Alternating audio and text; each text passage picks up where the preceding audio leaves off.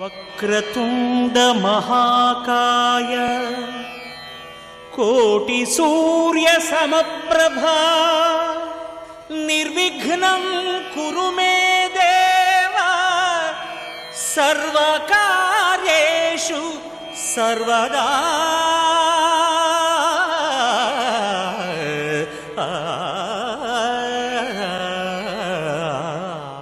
ETV ప్రేక్షకులకి నమస్కారం. Triple intelligence of శుభమస్తు కార్యక్రమంలో 2017 రాశి ఫలాలకి స్వాగతం. ప్రేక్షకులందరికీ ఆంగ్ల నూతన సంవత్సర శుభాకాంక్షలు.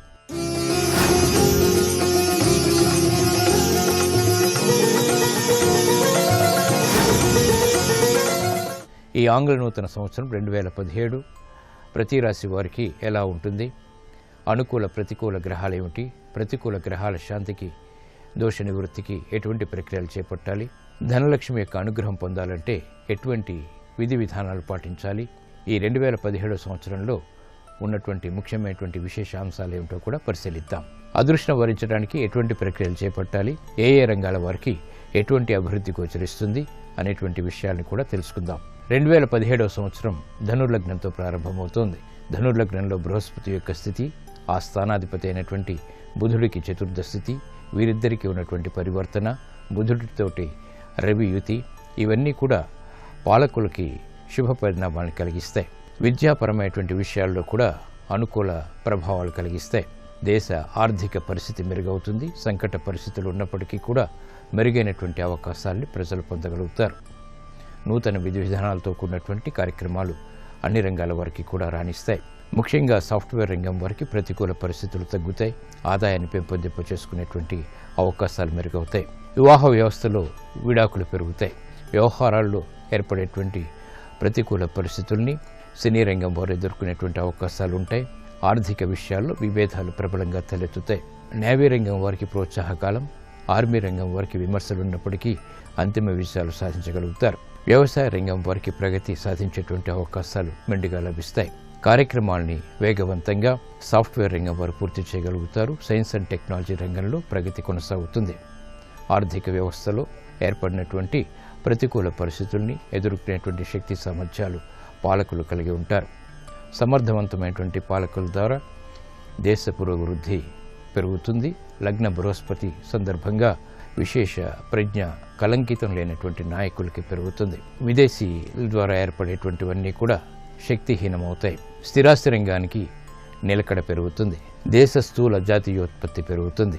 బ్యాంకింగ్ రంగంలో అభివృద్ధి ఏర్పడుతుంది. నూతన కార్యక్రమాల ద్వారా ప్రజలందరికీ కూడా సంతోషం, సుఖం వంటివి పెరుగుతాయి. వివాహ వ్యవస్థలో లోపాలు వెలుగులోకి వస్తాయి. విడాకుల యొక్క ప్రభావం పెరుగుతుంది. న్యాయ వ్యవస్థలోని లోపాలు వెలుగులోకి వస్తాయి. వివాదాలు కూడా పెరుగుతాయి. విస్మయాలు కలిగించేటువంటి సంఘటనలు క్రీడారంగం వారికి చోటు చేసుకుంటాయి. ప్రతిభ గుర్తించలేనటువంటి పరిస్థితులు కూడా విస్మయాలను కలిగిస్తాయి. ఈ విధంగా రకరకాల విశేషాంశాలు దేశ పురోభివృద్ధికి తోడ్పడతాయి. ఇప్పుడు 2017 సంవత్సరంలో వివిధ రాశుల వారికి అనుకూల ప్రతికూల గ్రహాల యొక్క ప్రభావం ఎలా ఉంటుందో పరిశీలిద్దాం. ముందుగా మేషరాశి. మేషరాశి వారి యొక్క ఫలితాన్ని పరిశీలించినట్లయితే వీరికి బృహస్పతి యొక్క ప్రభావం ప్రస్తుతం ప్రతికూలంగా ఉన్నప్పటికీ సెప్టెంబర్ 12వ తర్వాత నుంచి అనుకూలత ఏర్పడుతుంది. కార్యసిద్ధికి చేపట్టేటువంటి కార్యక్రమాల్లో ప్రోత్సాహాన్ని పొందగలుగుతారు. శ్రమ తగ్గుతుంది. చేపట్టేటువంటి కార్యక్రమాల్లో సంతోష సంఘటనలు కూడా చోటు చేసుకుంటాయి. ఆర్థిక పరిస్థితి మెరుగవుతుంది. సునాయాస విజయాలకే చేపట్టేటువంటి కార్యక్రమాల్లో ప్రగతి కూడా సాధించగలుగుతారు. పారిశ్రామిక రంగం వారికి మెరుగైనటువంటి అవకాశాలు లభిస్తే శ్రమతో కూడినటువంటి విజయాలు కూడా సాధించగలుగుతారు. వ్యవసాయ రంగం వారికి ముఖ్యంగా ప్రోత్సాహం లభిస్తుంది. ప్రతికూల పరిస్థితుల్ని ఎదుర్కోగలుగుతారు. కార్యక్రమ నిర్వహణలో ఆశించినటువంటి వ్యవహారాలు మహిళలకు గృహరీత్యా ఏర్పడతాయి. వేగవంతమైనటువంటి నిర్ణయాలు సాఫ్ట్వేర్ రంగం వారికి కలిసి వస్తాయి. ఆర్థిక ప్రగతి క్రమక్రమంగా సాధించగలుగుతారు. నూతన విధి విధానాలతో కూడినటువంటి కార్యక్రమాలు స్థిరాస్తి రంగం వారికి లాభిస్తాయి. అనుకూల ప్రభావంతో ఏర్పడినటువంటి కార్యక్రమాలను ఉద్యోగస్తులు సంపూర్ణంగా పూర్తి చేయగలుగుతారు. ఆర్థిక పరిస్థితి మెరుగవుతుంది. క్రమశిక్షణతో కూడినటువంటి కార్యక్రమాలు సినీ రంగం వారికి బలాన్ని పెంచుతాయి. 2017 సంవత్సరంలో మేషరాశి వారికి అనుకూల గ్రహాలు బృహస్పతి, కేతువు. ప్రతికూల గ్రహాలు శని, రాహువు. ఈ ప్రతికూల గ్రహాల దోష నివృత్తికి శ్రీ దక్షిణామూర్తి యొక్క పూజలు ఉపకరిస్తాయి. మేషరాశి వారు ఈ సంవత్సరం ధనలక్ష్మి యొక్క అనుగ్రహం కలగాలి అంటే శనివారం నాడు నల్ల కుక్కకి ఆహారం తినిపించాలి. ఏదైనా అమావాస్య నాడు పాదరక్షల్ని దానం చేయాలి. మేషరాశి వారికి ఈ సంవత్సరం అదృష్టం వరించాలంటే ఎల్లప్పుడూ సుబ్రహ్మణ్య స్వామి రూపును మీ దగ్గర ఉంచుకోవాలి. 2017 సంవత్సరంలో వృషభ రాశి వారిని పరిశీలించినట్లయితే బృహస్పతి యొక్క బలం 12 సెప్టెంబర్ 2017 దాకా వీరికి ఉంటుంది. అనంతరం బృహస్పతి యొక్క స్థితి షష్ఠ స్థానంలోకి మారుతుంది. ఇది శత్రుభీతిని పెంచుతుంది. 12 సెప్టెంబర్ దాకా వీరికి శుభ పరిణామాలు చోటు చేసుకుంటే ఉద్యోగ వ్యవహారాల్లో కూడా ఉన్నతి లభిస్తుంది. కార్యక్రమాన్ని వేగవంతంగా పూర్తి చేయగలుగుతారు. గృహ విషయాల్లో కూడా అనుకూల పరిస్థితులు ఆర్థికంగా లాభిస్తాయి. శత్రువుల ద్వారా ఏర్పడినటువంటి ప్రతికూలతని ఎదుర్కోగలుగుతారు. శుభ వార్తలు వింటారు. శుభ పరిణామాలు గృహరీత్యా ఆనందాన్ని కలిగిస్తాయి. బృహస్పతి యొక్క సంచారం కన్యారాశి నుంచి తులారాశిలోకి మారగానే వీరి యొక్క అనుకూల ప్రభావం తగ్గుతుంది. కార్యక్రమ నిర్వహణలో జాగ్రత్తలు వహించాలి. ఆరోగ్య విషయంలో కూడా ప్రతికూల పరిస్థితుల్ని ఎదుర్కోవాల్సినటువంటి ఆవశ్యకత ఉంటుంది. పారిశ్రామిక రంగం వారికి మొదట అనుకూల పరిస్థితులు ఏర్పడినప్పటికీ సంవత్సరం చివరిలో ప్రతికూలత ఆర్థికంగా చేకూరుతుంది. సాహస నిర్ణయాల ద్వారా వీరికి ప్రతికూలత ఏర్పడుతుంది. వ్యాపార రంగం వారికి మొదట అనుకూలత, తర్వాత ప్రతికూలత ఆర్థిక పరంగా చేకూరుతాయి. విద్యార్థులకి విజయాలు లభిస్తాయి. అయినప్పటికీ ఆందోళనకర పరిస్థితులను ఎదుర్కోవాల్సినటువంటి ఆవశ్యకత ఉంటుంది. మహిళలకు ఆరోగ్య విషయంలో జాగ్రత్తలు పాటించాల్సినటువంటి ఆవశ్యకత ఉంటుంది. స్థిరాస్తి రంగం వారికి ఆగిపోయినటువంటి కార్యక్రమాలను పూర్తి చేసేటువంటి బాధ్యతలు పెరుగుతాయి. స్థిరాస్తి విషయాల్లో ఏర్పడినటువంటి విభేదాలు తగ్గుతాయి. కార్యక్రమ నిర్వహణలో ఏర్పడినటువంటి ప్రతికూలత సినీ రంగం వారికి తగ్గుతుంది. అవకాశాలు మెండుగా లభిస్తాయి. ఆర్థిక పరిస్థితి మెరుగవుతుంది. వ్యవసాయ రంగం వారికి ఆశించినటువంటి ప్రయోజనాలు ఆర్థికంగా లాభిస్తాయి. 2017 సంవత్సరం వృషభ రాశి వారికి అనుకూల గ్రహాలు బృహస్పతి, రాహువు. ప్రతికూల గ్రహాలు శని, కేతువు. ఈ ప్రతికూల గ్రహాల దోష నివృత్తికి గణపతి హోమం సహకరిస్తుంది. వృషభ రాశి వారికి ఈ సంవత్సరం ధనలక్ష్మి యొక్క అనుగ్రహం కలగాలి అంటే ప్రతి శుక్రవారం నుదుటిన గంధం ధరించాలి. దుర్గాదేవిని అమావాస్య నాడు భక్తి శ్రద్ధలతో ఆరాధించాలి. వృషభ రాశి వారికి ఈ సంవత్సరం అదృష్టం వరించాలంటే పుట్టినరోజు నాడు ఇద్దరికి కనీసం అన్నదానం చేయాలి. 2017 మిథున రాశి వారి యొక్క ఫలాల్ని పరిశీలించినట్లయితే శని యొక్క అనుకూల ప్రభావం జనవరి తర్వాత వీరికి తగ్గుతుంది. శ్రమ ఎక్కువయ్యేటువంటి అవకాశాలు అన్ని రంగాల వారికి ఏర్పడతాయి. ఆలోచించి నిర్ణయాలు తీసుకోవాలి. సాహస నిర్ణయాల ద్వారా ప్రతికూల పరిస్థితుల్ని ఆహ్వానిస్తారు. స్థిరాస్తి రంగం వారికి నష్టాలని భర్తీ చేసుకోలేనటువంటి పరిస్థితులు విస్మయాల్ని కలిగిస్తాయి. చిరాకు పరిస్థితులు ఆర్థికంగా కొనసాగుతాయి కాబట్టి జాగ్రత్తలు వహించాలి. విద్యా సంబంధిత వ్యవహారాల్లో విద్యార్థులకి కూడా ప్రతికూల పరిస్థితులను ఎదుర్కోవాల్సినటువంటి సంఘటనలు చోటు చేసుకుంటాయి. బాధ్యతలు సాఫ్ట్వేర్ రంగం వారికి పెరుగుతాయి. విదేశీ సంబంధిత ప్రయాణాల్లో ఏర్పడినటువంటి అపశృతులు దూరం చేసుకోలేకపోతారు. స్త్రీలకి బాధ్యతలు బాగా పెరుగుతాయి. ఆరోగ్య విషయంలో ఖర్చులు కూడా ఉక్కిరిబిక్కిరి చేస్తాయి. కార్యక్రమాలు వేగవంతంగా పూర్తి చేయలేకపోతారు. అనాలోచిత నిర్ణయాల ద్వారా శత్రుభీతి పెరుగుతుంది.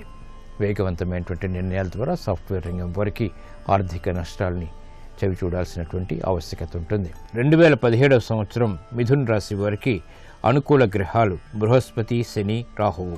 ప్రతికూల గ్రహం కేతువు. ఈ ప్రతికూల గ్రహం దోష నివృత్తికి గణపతి హోమం సహకరిస్తుంది. మిథున రాశి వారికి ఈ సంవత్సరం ధనలక్ష్మి యొక్క అనుగ్రహం కలగాలి అంటే ప్రతి బుధవారం లక్ష్మీ గణపతిని ఆరాధించాలి.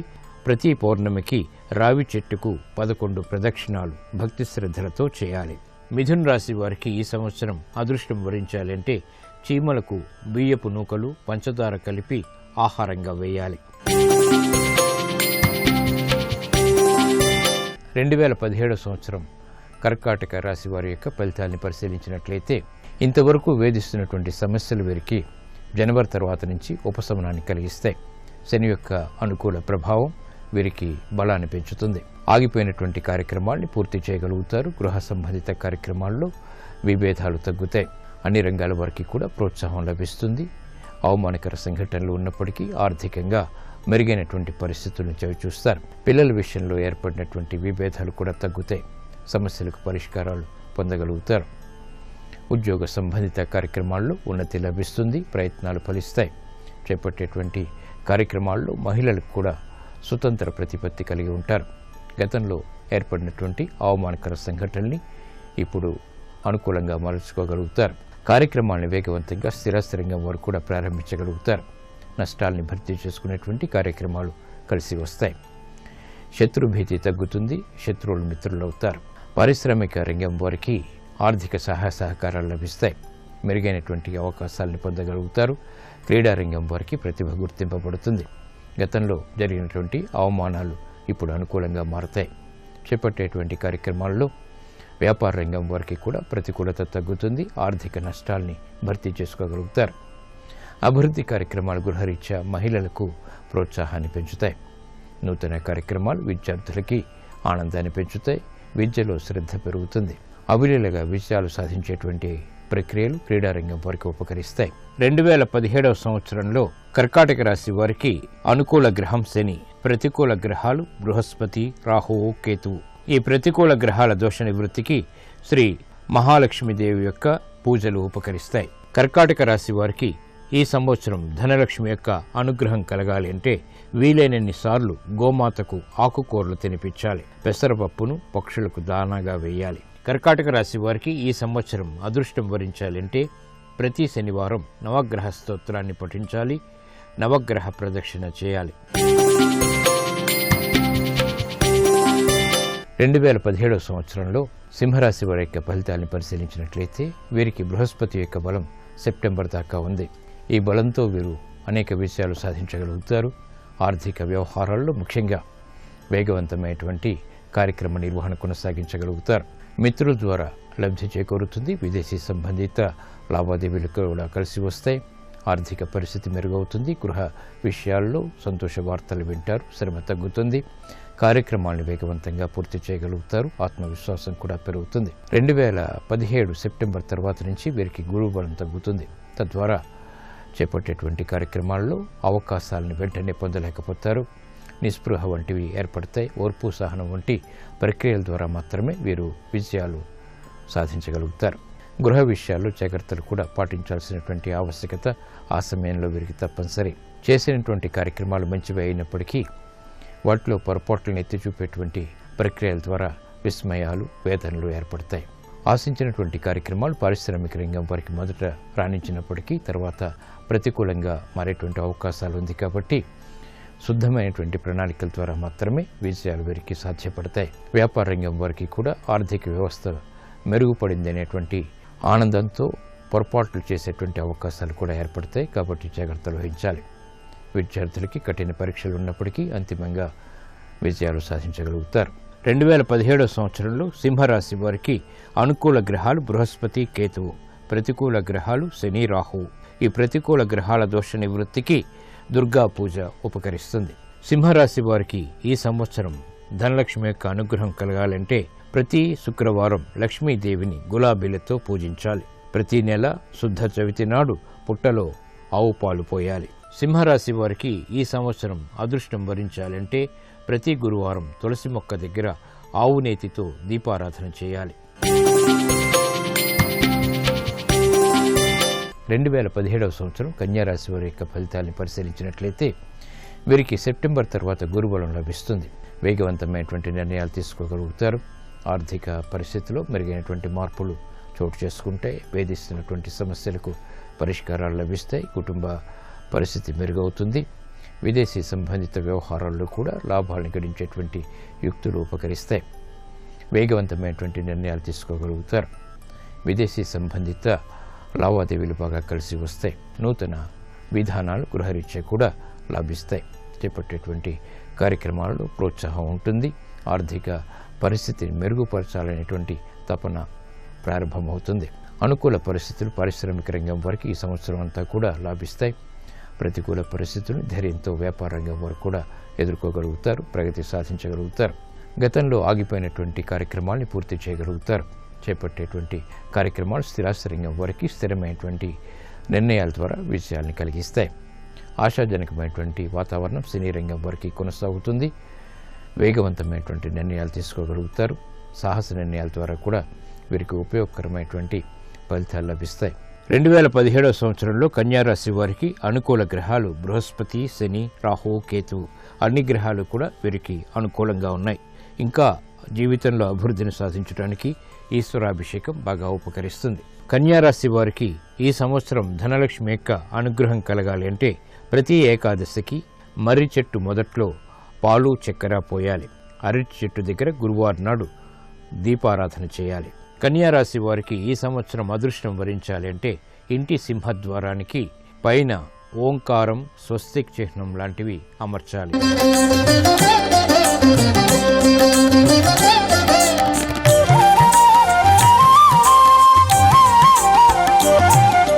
త్రిబులెక్స్ డిటర్జెంట్ సోప్ శుభమస్తులో 2017 రాశి ఫలాల కార్యక్రమానికి తిరిగి స్వాగతం. 2017 సంవత్సరంలో తులారాశి వారికి మంచి అవకాశాలు లభిస్తాయి. ఇంతవరకు వేధిస్తున్నటువంటి సమస్యలకి ఉపశమనం లభిస్తుంది. స్థిరమైనటువంటి సమస్యలు పరిష్కరింపబడతాయి. ఆలోచన విధానంలో మంచి మార్పులు చోటు చేసుకుంటాయి. ఆర్థిక వ్యవస్థ మెరుగవుతుంది. గృహ సంబంధిత కార్యక్రమాల్లో ప్రోత్సాహం లభిస్తుంది. ఏలినాటి శని ప్రభావం పూర్తిగా తగ్గిపోతుంది. విజయవంతమైనటువంటి కార్యక్రమాలను చేపట్టగలుగుతారు. తెలివైనటువంటి నిర్ణయాల ద్వారా విజయాలు సాధించగలుగుతారు. విద్యార్థులకి ఉత్తమ ప్రగతి లభిస్తుంది. విదేశీ సంబంధిత విద్యా ప్రయత్నాలు వంటివి లాభిస్తాయి. వేగవంతమైనటువంటి నిర్ణయాలు పత్రికా రంగం వారికి అనుకూలిస్తాయి. ప్రజ్ఞ గుర్తింపబడుతుంది. కార్యక్రమ నిర్వహణలో ఏర్పడినటువంటి అనుకూల పరిస్థితుల్ని సాఫ్ట్వేర్ రంగం వారికి ఆనందాన్ని పెంచుతాయి. ఆర్థికపరమైనటువంటి విశేష ప్రజ్ఞ లభిస్తుంది. తెలివైనటువంటి నిర్ణయాలు కూడా అనుకూలతను పెంపొందింపచేస్తాయి. గుర్తింపుకు దోహదపడతాయి. వేగవంతమైనటువంటి కార్యక్రమాలు స్థిరాస్తి రంగం వారు కూడా చేపట్టగలుగుతారు. నష్టాన్ని భర్తీ చేసుకోగలుగుతారు. కుటుంబ వ్యవహారాల్లో ప్రగతి సాధించగలుగుతారు. ఆనందకర వాతావరణం అన్ని రంగాల వారికి దగ్గరవుతుంది. ఆనందాన్ని పెంచుతుంది. ఆత్మవిశ్వాసాన్ని కూడా. 2017 సంవత్సరంలో తులారాశి వారికి అనుకూల గ్రహాలు శని, రాహువు. ప్రతికూల గ్రహాలు బృహస్పతి, కేతువు. ప్రతికూల గ్రహాల దోష నివృత్తికి శనగలు దానం, బృహస్పతి జపం ఉపకరిస్తాయి. తులారాశి వారికి ఈ సంవత్సరం ధనలక్ష్మి యొక్క అనుగ్రహం కలగాలి అంటే ప్రతి శనివారం నాడు ఇనుప ప్రమిదలో ఆముదంతో దీపారాధన చేయాలి. ఆధ్యాత్మిక పుస్తకాల్ని ఆలయాల్లో దానం చేయాలి. తులారాశి వారికి ఈ సంవత్సరం అదృష్టం వరించాలి అంటే వేప మొక్కలు వీలైనన్ని నాటాలి. 2017 సంవత్సరం వృశ్చిక రాశి వారిని పరిశీలించినట్లయితే వీరికి శని యొక్క బలం, బృహస్పతి యొక్క బలం కూడా చివరిలో బాగా తగ్గుతోంది. కాబట్టి జాగ్రత్తలు బాగా పాటించాలి. సెప్టెంబర్ 2017 వరకు వీరు తీసుకున్నటువంటి నిర్ణయాలు శుభ ఫలితాలను కలిగిస్తాయి. ఆందోళనకర పరిస్థితులు ఆ తర్వాత ఏర్పడతాయి. కాబట్టి జాగ్రత్తతో కూడినటువంటి నిర్ణయాలు తప్పనిసరి.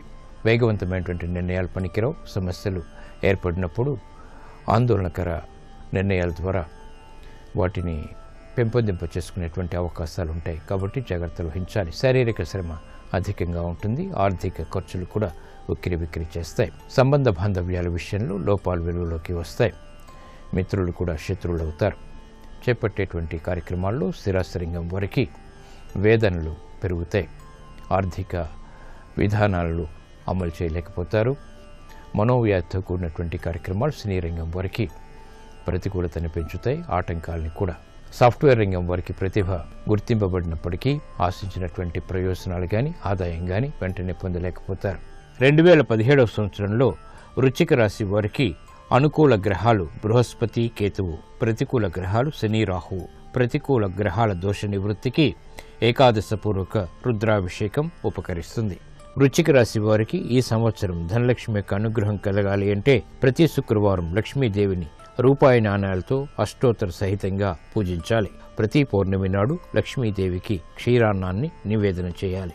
వృశ్చిక రాశి వారికి ఈ సంవత్సరం అదృష్టం వరించాలి అంటే నల్ల కుక్కలకు నువ్వులు, నూనె రాసినటువంటి గోధుమ రొట్టెల్ని ప్రతి అమావాస్య నాడు తినిపించాలి. 2017 సంవత్సరం ధనుస్సు రాశి వారి యొక్క ఫలితాలను పరిశీలిద్దాం. ధనుస్సు రాశి వారికి ఈ సంవత్సరం మిశ్రమ ఫలితాలు ఉంటాయి. బృహస్పతి యొక్క సంచారం జన్మ రాశిలోకి రావటం ద్వారా మానసిక చిరాకులు పెరుగుతాయి. అభివృద్ధి కార్యక్రమాల్లో ఆటంకాలు కూడా చవి చూస్తారు. ఆర్థిక వ్యవస్థలో పొరపాట్లు వెలుగులోకి వస్తాయి. సంశయాలు పెరుగుతాయి. స్నేహాల ద్వారా ఏర్పడినటువంటి అనుకూలతని వినియోగించుకోలేకపోతారు. కార్యక్రమాల్ని వేగవంతంగా పూర్తి చేయలేకపోతారు. శ్రమ అధికమవుతుంది. ఖర్చులు కూడా ఉక్కిరిబిక్కిరి చేస్తాయి. కుటుంబ వ్యవహారాల్లో ఆకస్మిక ప్రతికూల పరిస్థితుల్ని ధైర్యంగా ఎదుర్కోలేకపోతారు. పారిశ్రామిక రంగం వారికి అవకాశాలు వెంటనే పొందలేనటువంటి పరిస్థితులు విస్మయాల్ని కలిగిస్తాయి. వ్యాపార రంగం వారికి ఆర్థిక వ్యవహారాల్లో అవకాశాలు వెంటనే పొందలేకపోతారు. విద్యార్థులకి కఠిన పరీక్షలు తప్పనిసరి. విద్యా సంబంధిత వ్యవహారాల్లో లోపాలని వెంటనే సవరించుకోలేకపోతారు. క్రమశిక్షణ ఆర్థికంగా మహిళలకు లోపిస్తుంది. ఆరోగ్య క్రమశిక్షణ కూడా లోపిస్తుంది. జాగ్రత్తతో కూడినటువంటి నిర్ణయాలు మాత్రమే స్థిరాస్తి రంగం వారికి ఉపశమనాన్ని కలిగిస్తాయి. అభివృద్ధి కార్యక్రమాల్లో జాగ్రత్తలు సినీ రంగం వారికి కూడా తప్పనిసరి. ఆశాజనకమైనటువంటి వాతావరణం ఉన్నప్పటికీ అనుభవంలో ప్రతికూల పరిస్థితులు ఏర్పడతాయి కాబట్టి జాగ్రత్తతో కూడినటువంటి నిర్ణయాల్ని మాత్రమే ఉపకరిస్తాయి. 2017 సంవత్సరంలో ధనుస్సు రాశి వారికి అనుకూల గ్రహాలు బృహస్పతి, కేతువు. ప్రతికూల గ్రహాలు రాహువు, శని. ఈ ప్రతికూల గ్రహాల దోష నివృత్తికి శ్రీ దక్షిణామూర్తి యొక్క పూజలు, అభిషేకాది కార్యక్రమాలు ఉపకరిస్తాయి. ధనుస్సు రాశి వారికి ఈ సంవత్సరం ధనలక్ష్మి యొక్క అనుగ్రహం కలగాలి అంటే తులసి మొక్కలు, బిల్వ మొక్కలు వీలైనన్ని భక్తులకు ఆలయాల్లో పంచాలి. పసుపు కొమ్ముల్ని విరివిగా దానం చేయాలి. ధనుస్సు రాశి వారికి ఈ సంవత్సరం అదృష్టం వరించాలి అంటే గోవుకు ఉడికించి చల్లార్చినటువంటి కాయగూరల మిశ్రమం తినిపించాలి. 2017 సంవత్సరం మకర రాశి వారి యొక్క ఫలితాన్ని పరిశీలిద్దాం. ఈ సంవత్సరం మకర రాశి వారికి బృహస్పతి యొక్క బలం సెప్టెంబర్ దాకా బాగా యోగిస్తుంది. చేపట్టేటువంటి కార్యక్రమాల్లో కార్యానుకూలతని కలిగిస్తుంది. శని యొక్క ప్రభావం జనవరి నుంచి ప్రతికూలతని కలిగిస్తుంది. ఏలినాటి శని ప్రారంభమవుతుంది కాబట్టి ఆలోచించి నిర్ణయాలు తీసుకోవాలి. ప్రతి పనిలోనూ ఆశలు చిగురింపచేసేటువంటి కార్యక్రమాలను గమనిస్తారు. తద్వారా విశేష పెట్టుబడులు పెట్టడం, అనంతరం కొన్ని మాసాల తర్వాత దాని యొక్క ప్రతికూలత ద్వారా విభేదాలు ఏర్పడడం జరుగుతుంది కాబట్టి జాగ్రత్తలు తప్పనిసరి. కుటుంబ వ్యవహారాల్లో కూడా అనుకూల పరిస్థితులు మొదట ఉన్నప్పటికీ ప్రతికూలతని పొందేటువంటి అవకాశాలు కూడా లేకపోలేదు. స్థిరాస్తి రంగం వారికి మెరుగైనటువంటి అవకాశాలు మొదట లభిస్తాయి. తర్వాత ప్రతికూల ఫలితాలు, విభేదాలు కూడా తలెత్తుతాయి. వేగవంతమైనటువంటి నిర్ణయాల ద్వారా సాఫ్ట్వేర్ రంగం వారికి జగడాలు పెరుగుతాయి. విభేదాలని పరిష్కరించుకోలేకపోతారు. కార్యక్రమాల్ని వేగవంతం చేసేటువంటి ప్రక్రియలు సినీ రంగం వారికి ప్రతిబంధకాల్ని కలిగిస్తాయి. సొంత మనుషులతోటి విభేదాలు తలెత్తేటువంటి సంఘటనల్ని తట్టుకోలేకపోతారు. 2017 సంవత్సరంలో మకర రాశి వారికి అనుకూల గ్రహాలు బృహస్పతి, శని. ప్రతికూల గ్రహాలు రాహువు, కేతువు. ప్రతికూల గ్రహాల దోష నివృత్తికి గణపతి హోమం ఉపకరిస్తుంది. మకర రాశి వారికి ఈ సంవత్సరం ధనలక్ష్మి యొక్క అనుగ్రహం కలగాలంటే ప్రతి బుధవారం విష్ణు సహస్రనామాన్ని వినాలి లేదా పఠించాలి. ప్రతి శుక్రవారం లక్ష్మీదేవిని గన్నేరు పూలతో పూజించాలి. మకర రాశి వారికి ఈ సంవత్సరం అదృష్టం వరించాలి అంటే రాగి వస్తువుల్ని వేద పండితులకు దానం చేయాలి. 2017 సంవత్సరం కుంభరాశి వారి యొక్క ఫలితాన్ని పరిశీలిద్దాం. కుంభరాశి వారికి అనుకూల పరిస్థితులు జనవరి నుంచే ప్రారంభమవుతాయి.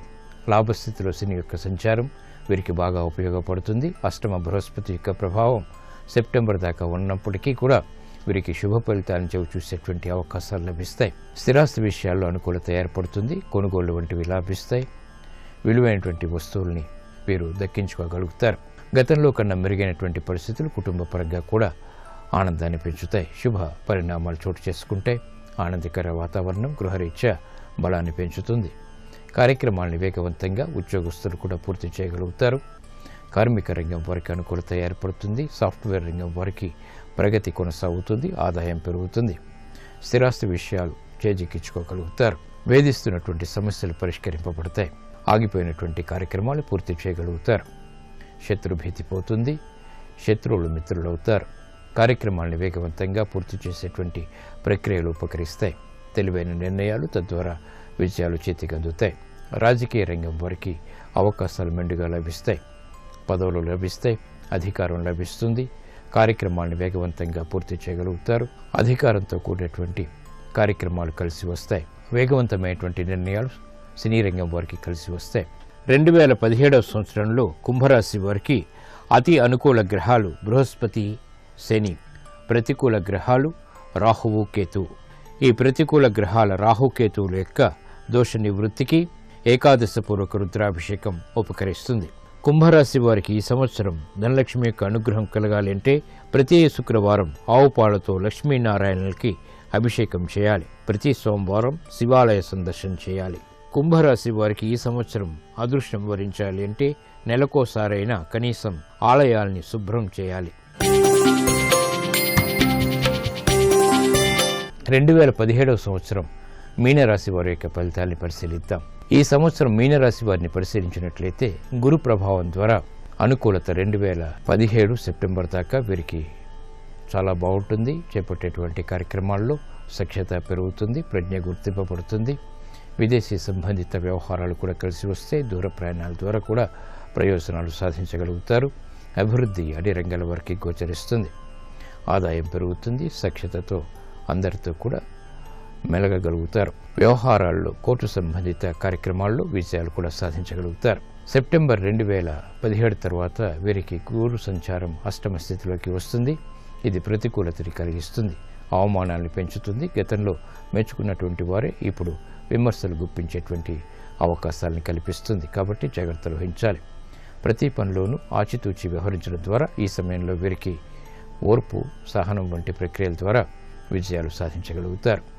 కుటుంబ పరిస్థితుల్లో ఏర్పడినటువంటి ప్రతికూలతని ధైర్యంగా ఎదుర్కొనేటువంటి అవకాశాలు ఉన్నప్పటికీ ఆందోళన కూడా వెనంటి ఉంటుంది.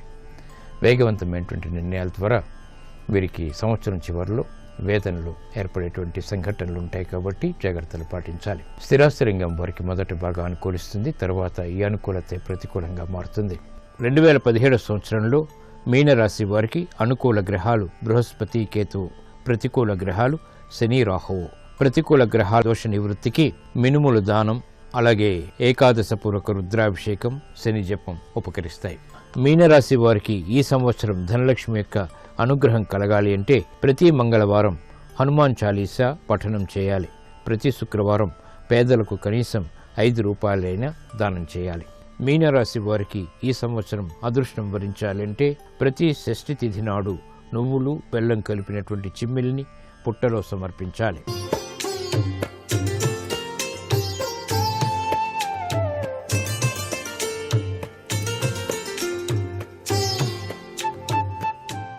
XXX డిటర్జెంట్ సోప్ శుభమస్తు కార్యక్రమంలో గృహబలం అంశానికి స్వాగతం. ఈటీవీ ప్రేక్షకులందరికీ నూతన ఆంగ్ల సంవత్సర శుభాకాంక్షలు.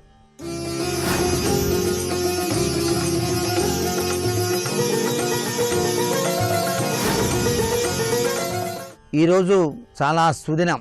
2017 సంవత్సరంలోకి ఆంగ్ల సంవత్సర రీత్యా అడుగు పెడుతున్న శుభగడియ. ఈరోజు గృహబల రీత్యా ఎటువంటి విధి విధానాలు పాటిస్తే మనకు అదృష్టయోగం సిద్ధిస్తుంది అనేటువంటి విషయాన్ని గురించి ప్రతి ఒక్కరూ కూడాను అవగాహన చేసుకోవటం చాలా అవసరం. 2017 అనేటువంటిది ఈ అంకె మొత్తం కూడితే 1 వస్తుంది. 1 అనేటువంటిది రవిగ్రహానికి సంబంధించినది కదా. అందున ఆదివారం సూర్య భగవానికి ప్రీతివంతమైనటువంటి సుదినం ఆదివారమే. అందుచేతనే ఆదివారం నాడు ఉపవాసం ఉండి చక్కగా నిష్టగా ఆ సూర్య భగవానికి పవిత్రవంతమైనటువంటి స్నానానంతరం అర్ఘ్యం గనక ఇచ్చినట్లయితే ఆరోగ్యప్రదాత అయినటువంటి ఆ యొక్క ప్రత్యక్ష సాక్షిభూత దైవం సర్వ విధాలా కూడాను మీకు రక్షగా ఉంటాడు అంటోంది శాస్త్రం. రవికి సంబంధించినటువంటి ఈ యొక్క తత్వరీత్యా ఈరోజు గృహంలో వీలైతే ఎరుపు రంగు పుష్పాలతో విష్ణు భగవానుని లేక ఆదిత్యుని అర్చన చేయాలి. ఎర్రగన్నేరు ఆ పుష్పాలతో గనక సూర్య భగవాన్ని యొక్క అష్టోత్తర నామావళి పఠించడం, సూర్యునికి ఎదురుగా నిలబడి అర్ఘ్యప్రదానం ఇవ్వటం, ఆవు పాలతో చేసినటువంటి అన్నపు పరమాన్నాన్ని సూర్యభగవానికి నైవేద్యంగా సమర్పించటం, ఈ యొక్క విధి విధానాన్ని గనక గృహంలో ఎవరైతే ఆచరిస్తారో వారికి ఆదిత్యుడు సర్వ విధములైనటువంటి ఆరోగ్యాన్ని, ఐశ్వర్యాన్ని ప్రసాదింపచేస్తాడు. అక్షయ పాత్రను ప్రసాదించిన అమృతమూర్తి కదా, అందుచేత మన గృహం కూడాను ఎప్పుడూ కూడాను అక్షయతత్వంతో విరాజిలింప చేసుకోవడానికి ఈ యొక్క సుదినాన్ని సూర్య ఆరాధనలో గడపటం సర్వత్రా కూడాను శుభదాయకం. గృహబల రీత్యా కూడా 1/1/2017 కూడినట్లయితే 3 సంఖ్య వస్తుంది. 3 అనేటువంటిది గురుతత్వానికి నాందీవాక్యం పలుకుతుంది. బోధనాచార్య తత్వం, కళారంగాలు, ఖ్యాతి ఇవన్నీ కూడాను ప్రసరింపజేసేటువంటి సంవత్సరంగా మనం గ్రహించాలి. అందుచేతనే గురు పరంపరాతత్వంలో విరాజిల్లేటువంటి భగవంతుని ప్రార్థన చేయాలి. దత్తాత్రేయుల వారు, షిర్డీ సాయిబాబా, రాఘవేంద్ర స్వామి, అన్నిటికన్నా ఆది గురువు ఎవరు? శివపరమాత్మ. ఆయనే దక్షిణామూర్తి. ఏ ఇంట దక్షిణామూర్తి శ్లోకం ఈరోజు పఠించబడుతుందో, ఓం దక్షిణామూర్తయే నమః అనేటువంటి ఆ యొక్క మంత్రాన్ని పఠిస్తారో ఆ గృహంలో గురుతత్వం విరాజిల్లుతుంది. ఈ సంవత్సరం సూర్య ప్రభావం ఎక్కువగా ఉన్నది కాబట్టి సూర్యగ్రహ తత్వానికి సంబంధించినటువంటి రాగితో చేసినటువంటి సూర్య బింబం మీ యొక్క సింహద్వారం పైభాగాన తగిలించండి. అంతేకాకుండా ఒక ఎర్రటి వస్త్రంలో గుప్పెడు గోధుమలు మూటగా కట్టి ఆ మూటను గుమ్మానికి గుమ్మడికాయ తగిలించినటువంటి ఉట్టిలో పైభాగాన ఉంచండి. ఆ యొక్క రవితత్వం మీ గృహానికి సర్వ విధాలా కూడాను శ్రేయోదాయకవంతమైన ప్రభావాన్ని ఇస్తుంది. అలాగే గురుతత్వానికి సంబంధించిన శివార్చన, స్ఫటికలింగంతో కూడినటువంటి అభిషేక ప్రియ శివ అభిషేకార్చన కూడాను నిర్వహించటం, బ్రాహ్మణోత్తములను దక్షిణ తాంబూలాదులతో సత్కరించటం, గురువులను సేవించటం, జన్మనిచ్చిన తల్లిదండ్రులకు హృదయపూర్వక నమస్కృతాంజలు గడించటం, ఈ సుదినాన ఎవరైతే ఆచరిస్తారో వారి జీవితంలో గురుగ్రహ ప్రభావం, అటు రవి గ్రహ ప్రభావం చక్కటి యోగవంతమైన సత్ఫలితాన్ని కలిగింపచేస్తుంది. మీరు ఈరోజు స్నానం చేసేటప్పుడు పటిక అనేటువంటిది కొద్దిగా తీసుకొని గనక నీటిలో వేసి స్నానం చేసినట్లయితే శుద్ధ స్ఫటిక సంకాశం అని కదా. అందుచేత గురుతత్వ ప్రభావం సూర్యతత్వంతో కూడి మీకు సకల విధములైనటువంటి అదృష్టాన్ని కలిగింపచేస్తాయి. ఈ నూతన ఆంగ్ల సంవత్సరంలో సంవత్సరం యావత్తూ కూడాను ప్రతినిత్యం సూర్యారాధన, సూర్య నమస్కారాలు చేయటం, ప్రతి సోమవారం అయినా సరే శివారాధన ఆచరించడం గృహంలో చక్కటి యోగవంతమైన సత్ఫలితాన్ని ప్రసరింపచేస్తుంది. ఇంతటి మహిమాన్వితమైనటువంటి ఈ యొక్క 2017 సంవత్సరంలోకి అడుగుపెట్టిన శుభ సందర్భంలో ప్రతి ఒక్కరం కూడాను ఈ విధి విధానాల్ని ఆచరించి ధన్యులమవుదాం. మరికొన్ని ముఖ్య విషయాలు రేపటి శుభమస్సు కార్యక్రమంలోని గృహబల అంశంలో తెలుసుకుందామా? మరి సర్వే జనా సుఖినో భవంతు.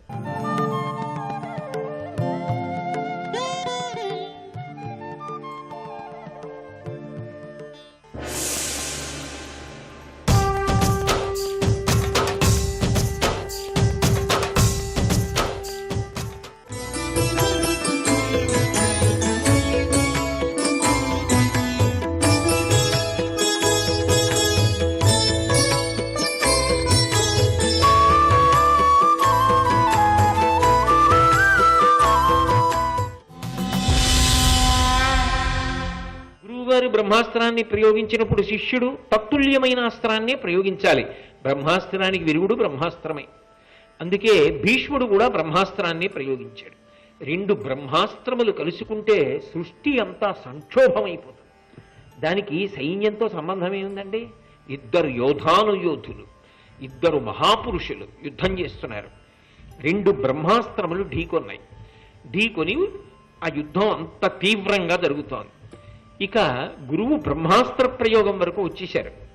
కాబట్టి ఇక నేను ప్రయోగించవలసిన సమయం ఆసన్నం అయిపోయింది. ఈ యుద్ధం ఎక్కడో అక్కడ ఆగాలి. కాబట్టి వెంటనే భీష్మాచార్యుల వారు చేతిలో బాణాన్ని పట్టుకుని మోహనాస్త్రాన్ని దాని మీద అభిమంత్రించి ఇంకా విడిచిపెట్టడానికి సిద్ధపడుతున్నాడు.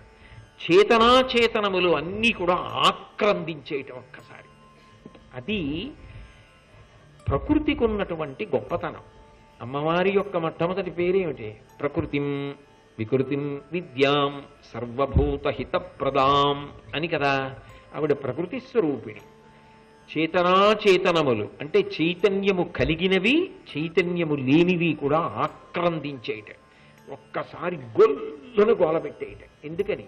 భీష్ముడు కాని మోహనాస్త్రాన్ని వదిలిపెట్టేశాడా పరశురాముడు పడిపోతాడు. అసలు మొట్టమొదటిసారి భగవదవతారం మనుష్యుడి చేతిలో పడిపోతుంది. ఎంత కాదన్నా గురువు శిరస్సు తెగిపోతుంది, గురువు పడిపోతాడు. అది మత్స అయిపోతుంది. ఎంత యుద్ధం జరగనివ్వండి, అది ఇంకొకలా ఆగిపోతే మంగళప్రదంగా ఉంటుంది తప్ప గురువు పడిపోవడం అనేటటువంటిది ఊహించడానికి కూడా అంతే విషయం కాదది.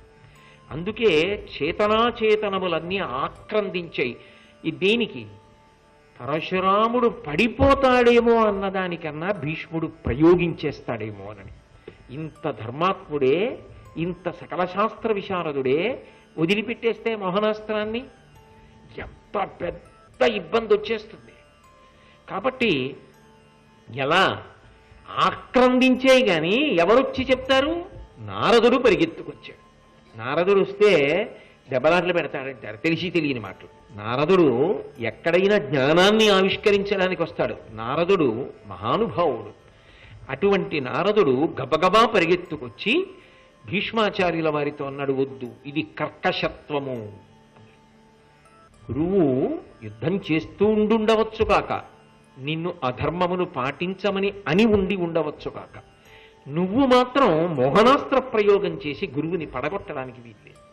ఇది అపారమైన కర్కశత్వము సుమా, ప్రయోగించవద్దు అన్నాడు. అవతల పరశురాముడి వైపు మరి సరే ఈయన ఆపుతాడు, మరి అవతల ఆపేది ఎవరు? జమదగ్ని పరిగెత్తుకొచ్చాడు. అంటే మీరు ఒకటి ఆలోచించాలి.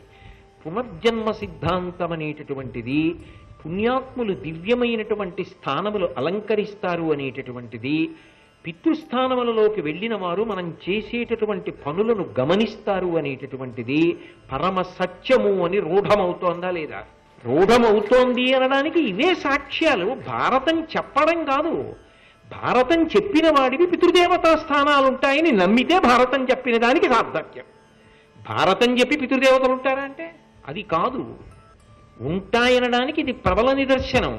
భారతంలో ఎన్ని పర్యాయాలు ఇలా కనపడ్డాయి. ఇత పూర్వం పాండురాజు గారు దేవేంద్రుడితో కలిసి బయలుదేరి వచ్చి జరుగుతున్నటువంటి యుద్ధం చూడడం కోసం వచ్చాడు అని చెప్పి ఒక సందర్భంలో భారతంలో మీకు నేను చూపించాను. ఇవాళ పరశురాముడి తండ్రి శరీరం విడిచిపెట్టేసిన వాడు జమదగ్ని మిగిలిన పితృస్థానాలతో కలిసి వచ్చాడు.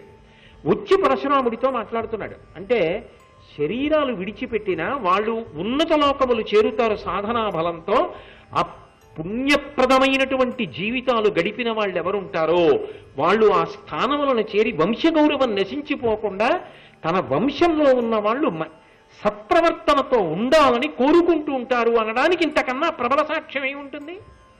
కాబట్టి జమదగ్ని పరిగెత్తుకొచ్చాడు, పితరులు పరిగెత్తుకొచ్చారు. పరిగెత్తుకొచ్చి పరశురాముణ్ణి పట్టుకుని ఒక మాట అన్నారు, వినుము, వసుమూర్తి తండనంజ సామాన్య తేజుడ అహవభూమి మనకు జయింప వశమే భీష్ముని విప్రున కగునే రోషమును మత్సరమున్. ఏమిటయా పరశురామ ఈ పనులు? అసలు ఎవరితో యుద్ధం చేస్తున్నావు? నా శిష్యుడితో అంటున్నావు. అతను సాక్షాత్తుగా వసువు, దేవతాగణములలోని వాడు. శాపవశాత్తు భూమి మీదకి వచ్చాడు. అంతటి గొప్పవాడితో యుద్ధం చేస్తున్నావు. ఇతన్ని సామాన్యుడిగా భావన చేసి యుద్ధం చేస్తున్నావే, ఇతన్ని మట్టు పెట్టడం సాధ్యం అవుతుంది అనుకుంటున్నావా? ఎలా సాధ్యం అవుతుంది? మనకు జయింపవశమి భీష్ముణ్ణి జయించగలవా? జయించలేవు. భీష్ముడికి గురువు అవ్వడం నీకు గౌరవం అంతే.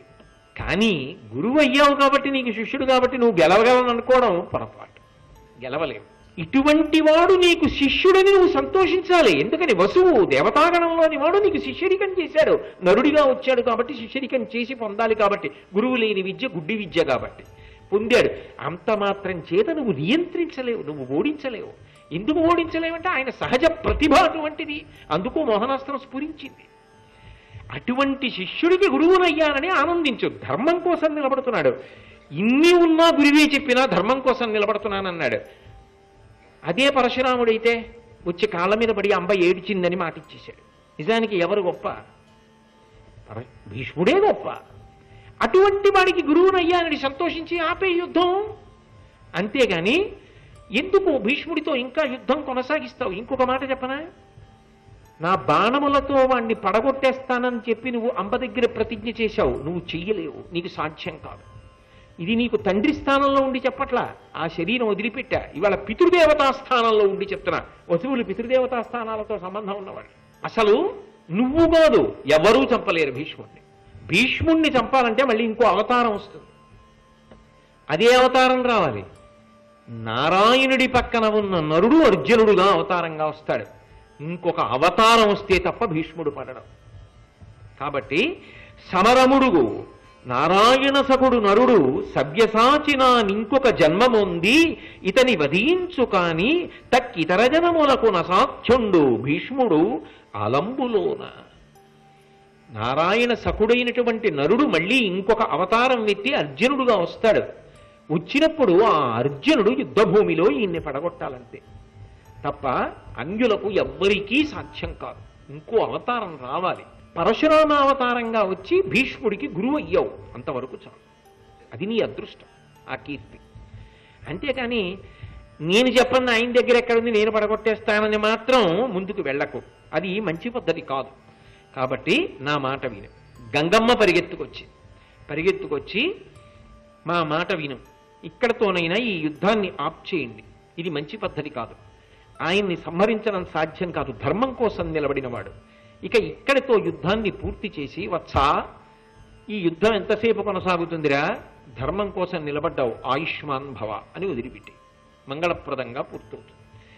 ఇక్కడి నుంచి పరిగెత్తుకెళ్ళి పరశురాముడికి చెప్తున్నారు, పరశురాముడి దగ్గర నుంచి పరిగెత్తుకొచ్చి భీష్ముడికి చెప్తున్నారు, భీష్ముడి దగ్గర నుంచి పరిగెత్తుకెళ్ళి పరశురాముడికి చెప్తున్నారు. ఆయనే సేవ ఆయనే వేస్తున్నాడు, ఈయనే సేవి ఈయనే వేస్తున్నాడు. యుద్ధం జరుగుతూనే ఉంది. మోహనాస్త్రం చేత పట్టుకుని ఉన్నాడు కదా, ఏ క్షణంలోనైనా వేయడానికి, ఇంకా యుద్ధానికి పరిసమాప్తి తీసుకురావాలని.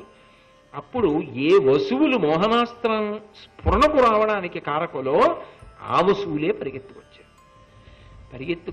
గురువుగారు ముందు యుద్ధాన్ని ఆపి నిన్ను మెచ్చుకోవడం కాదు, నువ్వే యుద్ధాన్ని ఆపు, అది మర్యాద, ఆపు అని భీష్ముడితో అన్నారు. గురుడు బ్రహ్మవిదుడు అకుంఠిత తేజుండు పరశురాముడు అతని పాలికీవు భక్తి మెరయనేగి ప్రణమిల్లి తదనుగ్రహంబు పడయవలయు అనఘ. ఇప్పుడు నువ్వు మోహనాస్త్రాన్ని ప్రయోగించు.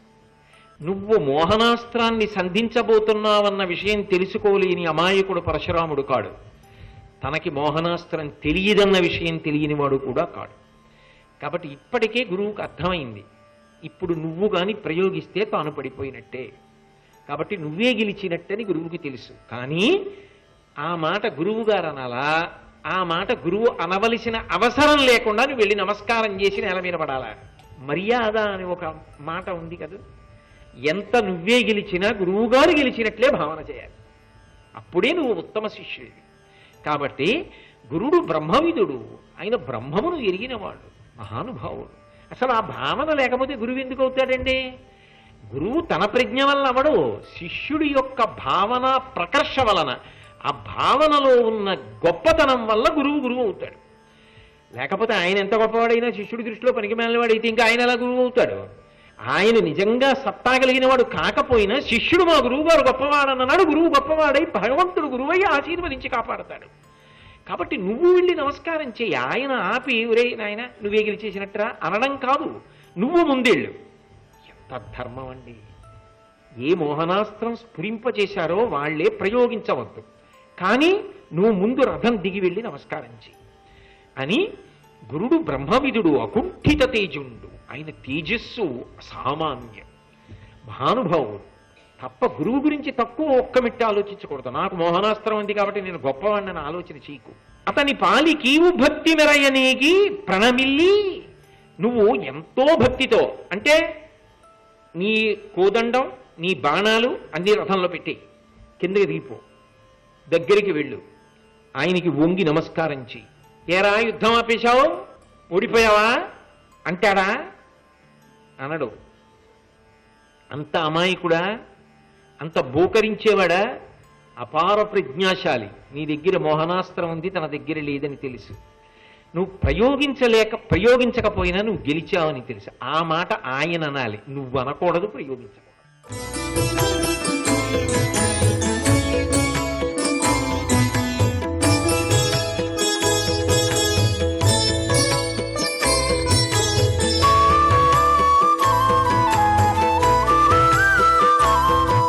సర్వం శ్రీ ఉమామహేశ్వర పరబ్రహ్మార్పణమస్తు. నారాయణ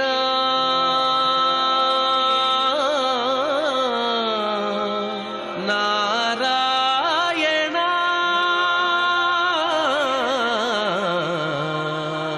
నారాయణ నీ నామమే గతిక కోరికలు మాకు కొనసాగుటకు నారాయణ.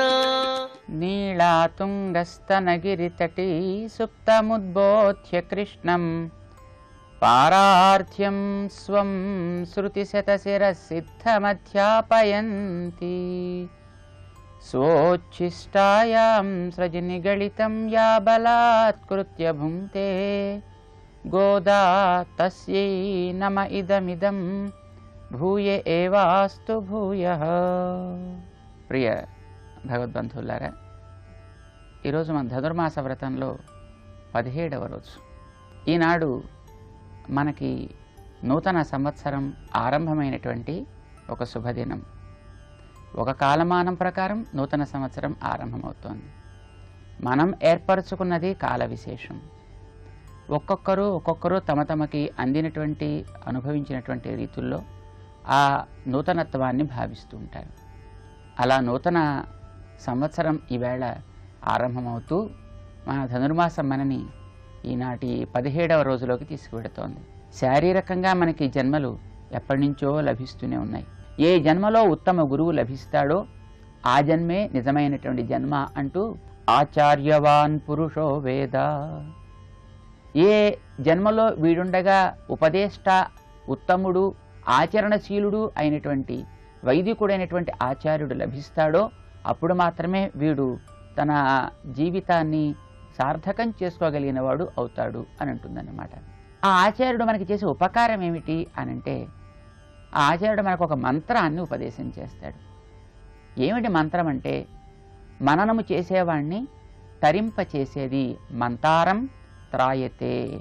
ఎవడైతే సంతతము స్మరణ చేస్తాడో అలాంటి వాణ్ణి తనలో ఉండే అర్థాన్ని, తనకుండేటువంటి శబ్దం యొక్క శక్తిని అనుగ్రహిస్తూ వాడు బాగుపడటానికి సహకరించేదేదో దానిని మంత్ర అని అంటారన్నమాట. ఈ మంత్రం ఆచార్య అధీనమై ఉంటుంది. అలాంటి మంత్రాల్లోకెల్లా శ్రేష్టమైనటువంటి మంత్రం ఏది అని చర్చించుకున్నటువంటి వేదవ్యాస వశిష్ఠాది మహర్షులంతా కూడా దాన్ని నిర్ణయం చేసి అది 8 అక్షరములు కలిగినటువంటి అష్టాక్షరి మహామంత్రం అని నిర్ణయం చేస్తారు. యథా సర్వేషు దేవేషు నాస్తి నారాయణాత్ పరః తథా సర్వేషు మంత్రేషు నాస్తి చ అష్టాక్షరాత్ పరః. లోకానంతా సృష్టి స్థితిలయములు చేసేటటువంటి జగత్కారణమైన తత్వం శ్రీమన్నారాయణ తత్వం ఎలానో అలానే అతన్ని తెలిపేటటువంటి అష్టాక్షరి మహామంత్రం కూడా సర్వవేద సారమని, దానికంటే మించినటువంటి ఉత్తమ మంత్రం లేదు అని వారు చెప్పారు. ఏమిటి ఇస్తుంది అదంటే, నువ్వు ఏది కోరితే అది ఇస్తుంది. ఐహలౌకికం ఐశ్వర్యం, స్వర్గాద్యం పారలౌకికం, కైవల్యం భగవంతంచ మంత్రోయం సాధయిష్యతి అని వారే నిర్ణయం చేశారు. నువ్వు ఈ లోకంలో డబ్బు, పదవి, సంతానం, ఆరోగ్యం, ఇతరమైనటువంటి రకరకాల కోరికలు ఏవి కోరుకుంటే అవని ఇహలోక సంపదలు వాటిని ఇస్తుంది. స్వర్గాద్యం పారలౌకికం, పరలోకాల్లో స్వర్గాదులు ఉన్నాయిట. అలాంటి వాటిని ఒకవేళ కోరుకుని ఇక్కడ నువ్వు ఏదైనా యజ్ఞయాగాది క్రియాకలాపం అనుష్ఠించినప్పటికీ కూడా వాటిని ఇవ్వగలిగింది అష్టాక్షరీ మహామంత్రం, అది ఇస్తుంది. కైవల్యం, ఆత్మసాక్షాత్కారాన్ని కోరుకునేటువంటి వారికి దాన్ని ప్రసాదించాలన్నా ఆ మంత్రం ప్రసాదిస్తుంది. భగవంతంచ, సాక్షాత్తు పరమాత్మనే కాంక్షించినప్పుడు వారికి ఆ పరమాత్మని కూడా అది ప్రసాదిస్తుంది. కనుక ఇది అది అని లేదు, అతి అల్పమైనటువంటి ఫలితం దగ్గర నుంచి అత్యుత్తమమైనటువంటి మోక్షానందం దాకా కావలసిన వాటిని ఇవ్వగలిగిన ఏకైక మంత్రం అష్టాక్షరీ మహామంత్రం అని, అది ఉపదేశం చేసేటువంటి ఆచార్యుడే ఆచార్యుడు అని మన పెద్దలు నిర్ణయం చేశారు. ఆ ఆచార్యుడు ఏం చేస్తాడంటే ఆ శబ్దంలో ఉండే, ఆ మంత్రంలో ఉండేటటువంటి అర్థమైనటువంటి పరమాత్మ తత్వాన్ని మొదట తాను సాక్షాత్కరించి తాను అనుభవిస్తూ దాన్ని జాగ్రత్తగా దాచుకుంటాడు. విలువైన వస్తువుని చూసిన వాడు దాన్ని యోగ్యులైన వాళ్ళకే అందించినట్టే, అంతవరకు దాన్ని జాగ్రత్తగా దాచినట్టే దాచుకుంటాడు. గోప అంటారు అతన్ని. ఆ దాచుకున్నటువంటి తత్వాన్ని తాను అనుభవిస్తూ ఆనందిస్తాడు కనుక నంద అంటారు. కనుక ఆచార్యుడికి నంద గోప అని పేరన్నమాట. ఆయనకి ఆధీనమై ఉండేటటువంటిది మంత్రం. అది మనకి ఏది కావాలంటే వాటిని ఇస్తూ మనని యశస్సు పొందేవాళ్ళుగా చేస్తుంది, కీర్తిని గడించేవాళ్ళుగా తీర్చిదిద్దుతుంది. కనుక యశస్సుని ఇచ్చేది కనుక దాని పేరు యశోద అంటారు. కనుక మంత్రాలని యశోద అంటారు. అన్ని మంత్రములు అలాగ అల్ప అల్ప ఫలాల్ని ఇచ్చేటటువంటివే అయినప్పటికీ కూడా అన్నిటినీ కలిపి ఇవ్వగలిగినటువంటి ఏకైక మంత్ర రాజ్యము అంటూ, మంత్ర బ్రహ్మము అంటూ కీర్తించబడ్డది మన ఋషుల చేత అష్టాక్షరీ మహామంత్రం. కనుక దానికి యశోద అని పేరు. మంత్రం రెండు రకాలుగా రక్షిస్తుంది, మనం కోరికలను తీరుస్తుంది అంటారు. ఒకటి తన యొక్క శబ్దముల యొక్క కూర్పు చేత, దాంట్లో ఉండేటువంటి పరమాత్మ తత్వం అర్థ విశేషం చేత. అర్థం అంటే దాంట్లో ఏ వస్తువు ప్రతిపాదించబడుతోందో ఆ వస్తువుని తాను మనకి ప్రదర్శిస్తూ అన్నమాట. కనుక అర్థం తెలుసుకున్నా మంత్రం అన్ని కాపాడుతుంది. కేవలం అర్థం తెలియకుండా శబ్దాలని ఉచ్చరించినా మంత్రం అన్ని కాపాడుతుంది. అర్థం తెలియందే వ్యర్థము అనే మాట సరైంది కాదు అన్నమాట. అర్థం తెలియకపోయినా కోకిల యొక్క స్వరం మనకు ఆనందాన్ని ఇస్తోంది, అది ఒక రకమైన క్లేశాన్ని తొలగిస్తోంది. అలానే శక్తి కలిగినటువంటి అష్టాక్షరీ మంత్రం దాన్ని కేవలం దాన్ని జప, తర్పణ, హోమాదుల ద్వారా కూడా మనం రక్షిస్తుంది, అది శబ్దం ద్వారా. ఇక దాని అర్థం తెలుసుకుంటే ఎంతో ఆనందాన్ని దాకా ఇస్తుంది అన్నమాట. అయితే శబ్దం తెలుసుకుంటే ఎన్నోసార్లు అనుష్ఠించాలి, అర్థం తెలుసుకుంటే ఒక్కసారి స్మరిస్తే చాలు, అది మనని కాపాడుతుంది అన్నమాట. దాని మీద విశ్వాసం ఏర్పడితే అది యశోద అని అంటాం. యశోద, నందగోపులు ఇరువురు కూడా పతిపత్నులు. వారి ఆధీనంలో ఉండేటటువంటి వాడు శ్రీకృష్ణ పరమాత్మ. మంత్రంలో పరమాత్మ ప్రకాశిస్తూ ఉంటాడు, యశోద తనయుడే పెరుగుతున్నట్టుగా. ఆ పరమాత్మ మనకు కావలసినటువంటి ఆనందాన్ని ఇచ్చేవాడు కనుక ఆయన అత్యంత ఆనందాన్ని ఇచ్చేవాడు కృష్ణ అనే పేరు ఆయనకి. దీన్ని చాలా అందంగా మన ఆండాళ్ళ తల్లి వివరిస్తోంది. అయితే కృష్ణుడు ఎట్లా దొరుకుతాడు అంటే మంత్రం దొరికినంత మాత్రం చేత కృష్ణుడు దొరికాడు. శ్రీకృష్ణుడిని మనకు అందించేటటువంటి, ఆయన రక్షించుకునేటటువంటి వాళ్ళు మరొకరు ఉంటారు, ఆయన బలరామ అని అంటామన్నమాట. పరమాత్మని మనకి అందించాలి అనంటే అత్యంతమైనటువంటి జ్ఞానాన్ని తాము పొంది ఆ జ్ఞానం అనే బలము తమకి కలిగి తాను ఆనందిస్తూ ఇతరుని ఆనందింపజేసే భగవద్ అంతరంగ పరివారం బలరామ. ఆయన విజ్ఞాన బలైక ధాముడు అన్నమాట. ఆదిశేషుడు ఎట్లా స్వామిని తన దగ్గర ఎప్పుడూ కలిగి జాగ్రత్తగా కాపాడుకుంటూ ఉంటాడో అట్లా కాపాడుకునేవాడు బలరాముడు, ఆ ఆదిశేషుని యొక్క అంశ అని అంటూ ఉంటారు మన ఇతిహాసాల్లో. కనుక అతని ద్వారా మనం భగవంతుణ్ణి గుర్తించగలుగుతాం. ఇది మంత్రం మనకి అందించేటటువంటి అర్థం. ఏనాడు మనం అలాగా గురువు ద్వారా మంత్రాన్ని పొందగలుగుతామో అది శ్రేష్టమైన జన్మ, అదే నిజమైనటువంటి సంవత్సర ఆరంభం అని అంటాం, అదే నిజమైనటువంటి నూతన దినం అని అంటాం. అది ఈవేళ మనకు ఆరంభమవుతోంది మన ఆండాళ్ళ తల్లి నందగోప భవనం చేరి ఆ లోపల ఉండేటటువంటి వారిని మేల్కొలుపుతోంది. ద్వారపాలకులు అంగీకరించారు, అనుకూలించారు. లోపలికి ప్రవేశించగానే 4 పడకలు కనిపించాయి. మొదట నందగోపుడు, ఆ తర్వాత యశోదమ్మ, ఆ తర్వాత మంచం మీద ఇద్దరో ఒకళ్ళో ఉన్నట్టు వాళ్ళకి స్పష్టంగా తెలియట్లేదు కానీ పాదాలు కనిపిస్తున్నాయి. వాటిని బట్టి ఇక్కడ బహుశా ఇద్దరున్నారు అని వాళ్ళు భావించారు. పాదాల్లో గుర్తులు కనిపిస్తున్న దాన్ని బట్టి అది బలరామకృష్ణులు అని వీళ్ళు అనుకున్నారు. కనిపించిన క్రమంలో మేలుకొలుపుతున్నారు. అంతకంటే వీళ్ళకి తెలియదు కదా, శ్రీకృష్ణుడు అత్యంత సుందరుడు. శ్రీకృష్ణుడి మనవడైనటువంటి అనిరుద్ధుణ్ణే మాయోపాయాలు పన్ని అతని సౌందర్యానికి లోబడి ఉషా అనేటటువంటి ఒక ఆమె అపహరించుకుపోయింది తన యొక్క చెలి అయినటువంటి చిత్రలేఖ ద్వారా అంటూ మనకి ఇతిహాసం తెలియజేస్తోంది. బాణాసురుడు యొక్క కుమార్తె అయినటువంటి ఆమె. మరి అతడికి కూడా తండ్రి అయినటువంటి మన్మధుడికి తండ్రి అయినటువంటి వాడు కదా కృష్ణుడు అంటే, ఇక ఎంత అందగాడో కనుక ఎవరెత్తుకుపోతారో అనేటువంటి భయం చేత లోపల కృష్ణుడిని పరుండజేసి ముందు యశోద, ఆ ముందు నందగోపుడు పవళించి ఉన్నారు. అదే క్రమంలో మన వాళ్ళు లేపుతున్నారన్నమాట. ఇది ఒక అద్భుతమైనటువంటి ఆశ్చర్యకరమైన క్రమం. ముందు నందగోపుడు ఆచార్య ప్రతిరూపంగా, ఆ తర్వాత యశోద ఆచార్య అనుగ్రహం చేత లభించే మంత్రం, ఆ తర్వాత ప్రతిపాదించబడే మంత్ర ప్రతిపాద్యుడు పరమాత్మ, అతన్ని అందించేటువంటి బలరాముడు ఆ తర్వాత అంటూ ఈ క్రమంలో దర్శించి మన ఆండాళ్ళ వాళ్ళని ఈనాటి పాసురంలో మేల్కొలుపుతూ మనకి నూతనత్వాన్ని ఆవిష్కరిస్తోంది. పాసురాన్ని అనుసంధానం చేద్దాం. ఆండాళ్ తిరువడిగళే శరణం. అంబరమే தண்ணீரே சோரே அறம் செய்யும் எம்பெருமான் நந்தகோபாலா எழுந்திராய். கொம்பனார்க்கெல்லாம் கொழுந்தே குலவிளக்கே எம்பெருமாட்டிய சோதா அறிவுராய். அம்பரமூடரத்தோங்கி உலகளந்த உம்பர்கோமானே உறங்காதெழுந்திராய். செம்பொற்கழலடி செல்வா பலதேவா உம்பியும் நீயும் ఉరంగేలోరెంబావాయి. ఆండాళ్ తిరువడిగళే శరణం. చిన్నపిల్లలు తెలియకపోయినా శాస్త్రం వీళ్ళని అనువర్తిస్తోంది. వీళ్ళు మొట్టమొదట కీర్తించి వారిని ప్రసన్నం చేసుకోవాలి అనే విషయం తెలుస్తోంది. నందగోపుడు యొక్క గొప్పతనాన్ని కీర్తిస్తున్నారు. ఆయన గొప్ప దాత. దాత కనుక నిన్ను కోరి వచ్చామయ్యా. కేవలం లోభివాడి దగ్గరికి మేము పెడుతున్నామా ఏమిటి? ఆయనలో ఏం దాతృత్వం ఉందో మనకి ఆయన చరిత్రలో తెలియదు. కానీ ఆయన కుమారుడైన కృష్ణుడు గొప్పదాత కనుక, కోరిన వారికి కోరినవిచ్చినవాడు కనుక, ఆయన తండ్రిలో లేకపోతే ఎట్లా వస్తాయి కనుక అంటూ ఆయన కీర్తిస్తున్నారు. 3 దానాలు ఇచ్చేవాడు. అంబరమే వస్త్రములే, తన్నీరే చల్లటి తీర్థమే, సోరే అన్నమే దానం ఇచ్చి, అరం చెయ్యం ఎంబెరుమా దానం ఇవ్వడంలో తనకి సాటి లేదు. మనిషికి కావలసిన 3 కదా, అన్నము, వస్త్రము, నీరు. అవి దానమిస్తుంటే అతడు తప్ప మరెవరు ఇవ్వలేరా అనేటట్టుగా దానం ఇచ్చేటువంటి గొప్పవాడు. జీవుడికి అన్నము, జీవుడికి జలము, ప్రాణ ఆధారము అయినటువంటి భగవత్ కళ్యాణ గుణాలని, అలాగే సోరు అన్నము భగవద్ దివ్య అనుభవాన్ని ఇచ్చేటువంటి ఆచార్యుని లేపుతున్నారు ముందుగా. అలాంటి ఎంబెరుమాన్ మాకందరికీ స్వామివయ్యా నువ్వు. కృష్ణుని కూడా కలిగినటువంటి భాగ్యశాలి నువ్వు.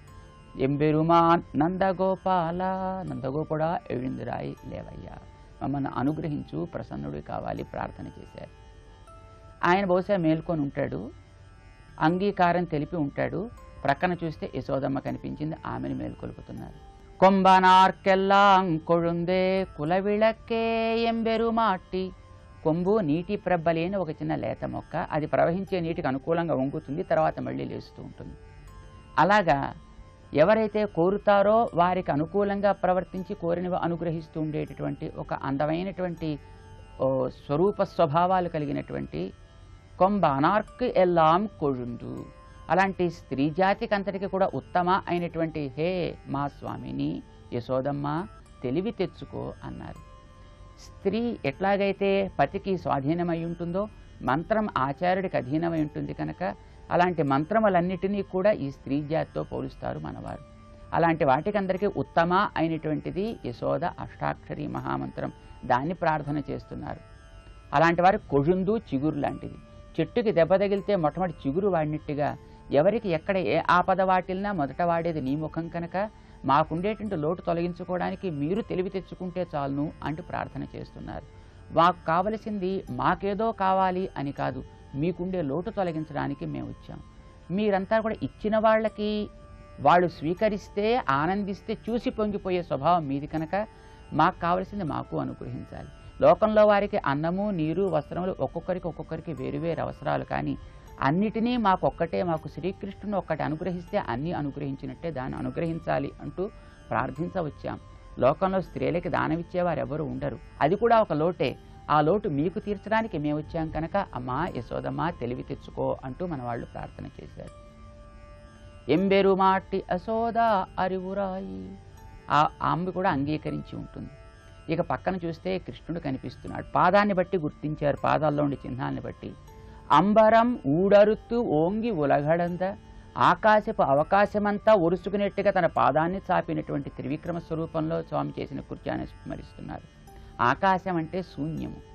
ఆ శూన్యంలో తన పాదం చాపంటే శూన్యవాదాన్ని అంతా ఆక్రమించేది స్వామి పాదం. అంటే ఆస్తికులకి ఆ పాదమే స్మరించదగింది, నాస్తికులకి ఆ పాదమే స్మరించదగినది. అందరికీ కూడా స్మరణయోగ్యమైనటువంటి యోగ్యత కలిగినటువంటి ఆ పాదము కలిగినటువంటి స్వామి ఓంగి ఉలగళంద ఉంబర్కోమాన్, దేవతలకందరికీ కూడా ప్రభు అయినటువంటి స్వామి ఉరంగాదు నిద్రించకూడదులే, నువ్వు వచ్చి నిద్రించడానికి కాదయ్యా అంటూ మన అమ్మ జ్ఞాపకం చేస్తోంది. ఏమయ్యా మా వాళ్ళు అంగీకరించలేదు కనుక అనడానికి వాళ్ళని అంగీకరింప చేసి మేము వచ్చాం. ఎవరి మీద నీకు ఉండేటంటే ఆ దేవదేవతలకందరికీ కూడా అధిదేవత్వాన్ని నిరూపిస్తున్నావు. ప్రియులు అయినటువంటి ప్రేమించిన వాళ్ళ దగ్గర నీ గొప్పతనాన్ని ప్రదర్శించడం, మా ముందా నీ గొప్పతనాన్ని ప్రదర్శించడం కనుక లేచి రా, వెంటనే మమ్మల్ని అనుగ్రహించు అంటూ మన వాళ్ళు చెప్తున్నారు అన్నమాట. ఉంబర్ కోమానే ఉరంగా దేశిందిరాయి. ఏమయ్యా స్వామి ఎందుకు నిద్రిస్తున్నావు? అలసిపోయావా నిద్రిస్తున్నావా? రామచంద్రుడిగా నువ్వు నడిచినటువంటి నడక తీర, లోకాన్ని కొలిచిన పాదపు అలుపు తీర పవళిస్తున్నావా స్వామి? మేల్కోలేదాయన. అరే రే తప్పి వచ్చామని గుర్తించారు. శ్రీకృష్ణుడు కృష్ణావతారంలో బలరాముడు చెప్పినట్టు వింటాడు, రామావతారంలో రాముడు చెప్పినట్టు లక్ష్మణుడు వింటాడు. కానీ కృష్ణావతారంలో సోదరుడైన బలరాముడు చెప్పినట్టు వినేవాడు కనుక రామచంద్రుడు అతన్ని మేల్కొలపడం మరిచిపోయామే, తప్పి వచ్చామని అతన్ని లేపుతున్నాడు. శంభుర్ కడలడి చెల్వా బలదేవ. మంచి స్వచ్ఛమైనటువంటి బంగారంతో తయారు చేసినటువంటి కడియము పాదమునకు ప్రకాశిస్తోంది అతడికి. ఆ పాదాన్ని చూశారు. ఆ పాదం పెట్టడం వల్ల కృష్ణుడు దక్కాడు. ఆ పాదంతో ముందు వచ్చాడు కనుకనే, లేకపోతే అంతకు ముందు వచ్చినటువంటి 6 సోదరులు కూడా చనిపోయారు కదా. ఆ పాదం పెట్టాకనే కృష్ణుడు వచ్చి రేపల సంపదలు పెరిగాయి. అట్లాంటి ఐశ్వర్యములు ఇచ్చిన పాదంగా దానికి కడియం వేశారన్నమాట. అలాంటి పాదం కలిగిన బలదేవ, విజ్ఞాన బలయక ధామ అయినటువంటి హే బలరామ, ఉంబియం నీయం ఉరంగేల్, నీవు నీ సోదరుడు కూడా నిద్రించడానికి రాలేదయ్యా, నిద్రించవద్దు, లేచి మమ్మల్ని అనుగ్రహించండి. స్వామికి నీవు పడక అయితే పడక నిద్రిస్తుంటయ్యా, పడక మీద పవడించిన నిద్రిస్తాడు. కానీ స్వామి నీకు విశ్రాంతి స్థానం అయితే నువ్వు మాకు విశ్రాంతి స్థానం కదా, మమ్మల్ని అనుగ్రహించవద్దా, నిద్రించవద్దు అంటూ మంత్రార్థమైనటువంటి పరమాత్మని, దానికి చరమావధి అయినటువంటి భాగవత నిష్ఠని కూడా మన వాళ్ళు ఈ పాసురంలో ఆవిష్కరిస్తూ నందగోప భవనం లోపలికి ప్రవేశించారు. నందగోప భవనంలో ప్రవేశించిన వేళకి ఆ బలరాముడిని మేల్కొల్పగానే ఆయన ఒక రహస్యాన్ని సూచించాడు. అరే రే మీరు దారి తప్పొచ్చారు, కృష్ణుడు ఇక్కడ లేడరా, మీరు పొరపడ్డారు, నీడాభవనంలో ఉన్నాడు సుమా కృష్ణుడు అంటూ రహస్యాన్ని ఆయన ఉపదేశం చేశాడు. ఇక మన వాళ్ళు రేపు నీడాభవనంలోకి ప్రవేశిస్తారు. నూతన వత్సరం ప్రవేశించింది కనుక మనలో ఒక్కసారి అజ్ఞానాన్ని తొలగిస్తూ జ్ఞానాన్ని ప్రకాశింపచేస్తూ ఆచార్యోపదిష్ట మంత్ర తాత్పర్యమైనటువంటి పరమాత్మ అమ్మ ద్వారా మనకి రేపు లభించబోతున్నాడు. దాన్ని మనం అందుకుంటాం. ఆండాళ్ తిరువడిగళే శరణం. జై శ్రీమన్నారాయణ. నారాయణ